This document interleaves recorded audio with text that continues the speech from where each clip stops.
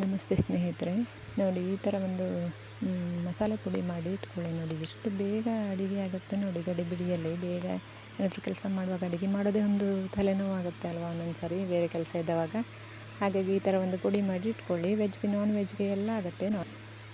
ಈ ಬೆಂಡೆಕಾಯಿ ಇದಕ್ಕೆಲ್ಲ ಈ ಥರ ಮಾಡ್ತೀವಿ ನಾವು, ಈ ಥರ ಪುಡಿ ಹಾಕಿ. ಮತ್ತು ಆಲೂಗಡ್ಡೆಗೆ ಎಲ್ಲ ಇವಾಗ ಇದು ಬರುತ್ತೆ ನೋಡಿ, ಇನ್ನೊಂದು ಏನು ಮಶ್ರೂಮ್ ಅಣಬೆ ಅಂತ ಹೇಳೋದು, ಆ ಥರ ಇದಕ್ಕೆಲ್ಲ ಆಗುತ್ತೆ. ಇದು ಚೆನ್ನಾಗಾಗುತ್ತೆ. ಇದರ ನೋಡಿ ಮೆಣಸು ಸ್ವಲ್ಪ ಆಮೇಲೆ ಹಾಕಿದೆ ನಾನು, ಅದು ಸ್ವಲ್ಪ ಕಮ್ಮಿ ಆಗಿದೆ ನೋಡಿ, ಆಮೇಲೆ ತೋರಿಸ್ತೀನಿ. ಸ್ವಲ್ಪ ಕಾಳು ಮೆಣಸು, ಸ್ವಲ್ಪ ಕೊತ್ತಂಬರಿ ಮತ್ತು ಮೆಂತ್ಯ, ಜೀರಿಗೆ. ಇದು ಯಾವ ಪ್ರಮಾಣ ತೊಗೊಳ್ಬೇಕು ಅಂದರೆ ನೋಡಿ, ಈಗ ಒಂದು 20-25-20ವರೆಗೆ ಇರ್ಬೋದು ಮೆಣಸಲ್ಲಿ ನೋಡಿ. ಅಷ್ಟಕ್ಕೆ ಒಂದು ಟೀ ಸ್ಪೂನು ಕಾಳು ಮೆಣಸು, ಅದೇನು ಚೂರು ಹೆಚ್ಚು ಕಮ್ಮಿ ಆದರೆ ಏನಾಗೋದಿಲ್ಲ. ಮತ್ತು ಕೊತ್ತಂಬರಿ, ಮೆಂತ್ಯ, ಜೀರಿಗೆ ಮಾತ್ರ.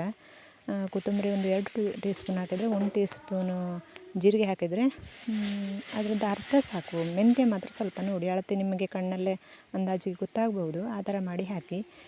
ಇವಾಗ ನಿಮಗೆ ವೆಜ್ಗೆ ಮತ್ತು ಕೆಲವೊಂದು ಇದಕ್ಕೆ ಮತ್ತು ಸಾರು ಸಹ ಹಾಗೆ ಅದು ಮಾಡಿ ತೋರಿಸ್ತೀನಿ ಮುಂದೆ ಇನ್ನೊಂದು ಸಾರಿ. ನಾನು ಸಾರಿನ ಪುಡಿ ಸಹ ಇದೇ ಥರ ಮಾಡಿ ಟೊಮೊಟೊ ಸಾರು, ರಸಮ್ ಮಾಡ್ತೀವಿ ನಾವು. ಈ ಥರ ಅಂದರೆ ಕಾಳು ಮೆಣಸೊಂದು ಹಾಕೋದಿಲ್ಲ, ಈ ಥರ ಮಾಡ್ತೀವಿ. ತುಂಬ ಚೆನ್ನಾಗಿರುತ್ತೆ.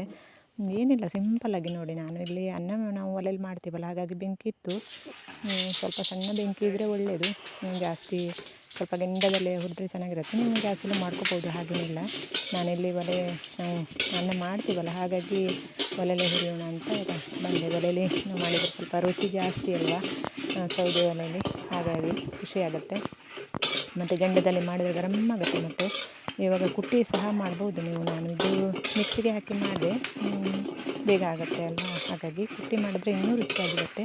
ಈ ಥರ ಮಾಡಿ ನಾನೇನು ಮಾಡ್ತೀನಿ ಗೊತ್ತಾ, ಹೀಗೆ ಚೆನ್ನಾಗಿ ನೋಡಿ ಪಟ್ ಅಂತ ಆಗುತ್ತೆ. ಇದು ಫಸ್ಟು ಮೆಣಸು ಮಾತ್ರ ಸ್ವಲ್ಪ ಮೊದಲು ಹುರ್ಕೊಳ್ಳಿ, ಇಲ್ಲಾಂದರೆ ನೀವು ಮೆಣಸು ಇದಾಗೋಷ್ಟು ಹೊತ್ತಿಗೆ ಅದೆಲ್ಲ ಗರಟಿ ಹೋದಾಗ ಆಗುತ್ತೆ. ಇದಕ್ಕೆ ಇದನ್ನೆಲ್ಲ ಸೇರಿಸಿ ಹಾಕಿ ಪರವಾಗಿಲ್ಲ.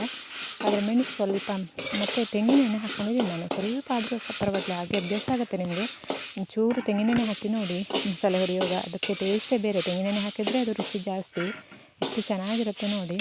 ಇಷ್ಟೇ ಸಿಂಪಲ್ ನೋಡಿ. ಈ ಥರ ಹುರಿದುಬಿಟ್ಟು ನಾನು ಸ್ವಲ್ಪ ಬಿಸಿಲಿಗೆ ಇಟ್ಟಿದ್ದೆ ಮಾತ್ರ, ಇನ್ನು ಚೆನ್ನಾಗಿ ಗರಮ್ ಆಗಲಿ ಅಂತ. ಪಟ್ಟಂತ ಪುಡಿ ಆಗುತ್ತೆ ಅಲ್ವಾ, ಹಾಗಾಗಿ ಈ ಥರ ಇದು ಮಾಡಿ. ಮತ್ತು ಚೆನ್ನಾಗಿರುತ್ತೆ, ಹಾಳಾಗೋದಿಲ್ಲ ಬಿಸಿಲಲ್ಲಿಟ್ಟರೆ. ಈ ಥರ ನೋಡಿ ಸ್ವಲ್ಪ ಬಿಸಿಲಲ್ಲಿ ಒಣಗಿಸೋದು.